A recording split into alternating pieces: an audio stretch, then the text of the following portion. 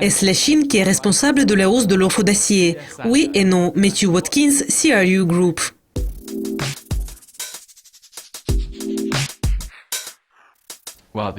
La semaine dernière, les États-Unis et 7 autres pays ont été appelés à prendre des mesures urgentes pour lutter contre la surcapacité de la production mondiale d'acier. Pourriez-vous nous parler des causes de cette crise? Ces quelques dernières années, la Chine a maintenu une énorme capacité de production d'acier pour répondre à la demande toujours croissante du pays.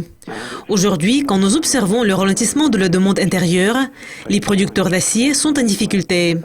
Ils doivent chercher à qui vendre leur production, parce que le marché intérieur de la Chine est déjà saturé. L'année dernière, de nombreux producteurs d'acier chinois ont tourné leur attention au marché d'exportation. Et par conséquent, l'augmentation de volume de l'acier chinois sur les marchés mondiaux a provoqué une série de mesures de protection commerciale. En plus, l'offre a dépassé la demande et les prix mondiaux de l'acier ont chuté à des niveaux très faibles. Cela menace la viabilité de nombreux producteurs d'acier dans le monde entier. C'est par exemple le cas du producteur Tata Steel du Royaume-Uni et du producteur australien Arium. Il y a des prévisions que la croissance de la demande d'acier de la Chine va atteindre à nouveau des niveaux élevés que nous avons vus dans le passé. Mais pour le moment, les préoccupations liées à l'équilibre entre l'offre et la demande d'acier subsistent toujours dans le monde entier. Dans une déclaration commune de tous les pays participants à la réunion, on a souligné la nécessité d'une restructuration urgente de l'industrie pour remédier à la crise. D'après vous, quels seront les résultats de ces négociations? À vrai dire, je ne m'attends pas à quelque chose d'important. La plus grande préoccupation du marché mondial, c'est la Chine. Elle a déjà fait une série d'annonces qu'elle allait réduire la capacité de production du pays de 100 à 150 millions de tonnes d'ici 2020.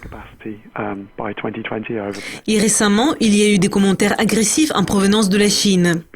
Les responsables chinois ont déclaré que le pays avait déjà beaucoup fait et qu'on exigeait trop de la Chine. Ils ont dit qu'ils ne voyaient pas de problème dans les situations actuelles.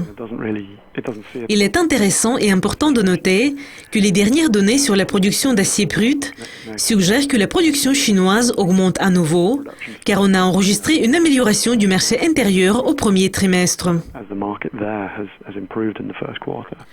Jusqu'à présent, c'était les actions de la Chine qui représentaient le sujet principal lorsqu'il s'agissait de la crise du marché de l'acier. Mais est-ce que ce pays est le seul responsable de l'offre excédentaire et de la crise actuelle des prix? Dans une certaine mesure, oui. La hausse de la production d'acier en Chine a été la raison de l'augmentation de la production mondiale d'acier ces dernières années. Mais la hausse en Chine visait à répondre à la demande intérieure toujours croissante du pays. Et les chiffres ont été vraiment impressionnants. Bien que le gouvernement chinois ait déclaré que seulement une partie relativement faible de la production d'acier du pays est exportée, ce qui est vrai en termes de pourcentage, le volume d'acier exporté est toujours énorme. Et cela pose un grave problème pour le marché mondial.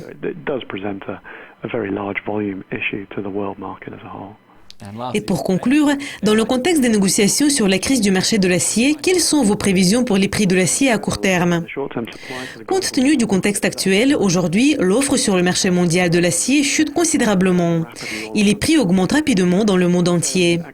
Comme je l'ai déjà dit, l'activité de la Chine a connu une amélioration au premier trimestre, à la fin du premier trimestre et au début du deuxième. Les prix ont fortement augmenté dans le pays ces derniers mois. Les producteurs chinois se sont concentrés à nouveau sur le marché intérieur et le pays a partiellement quitté le marché mondial d'exportation.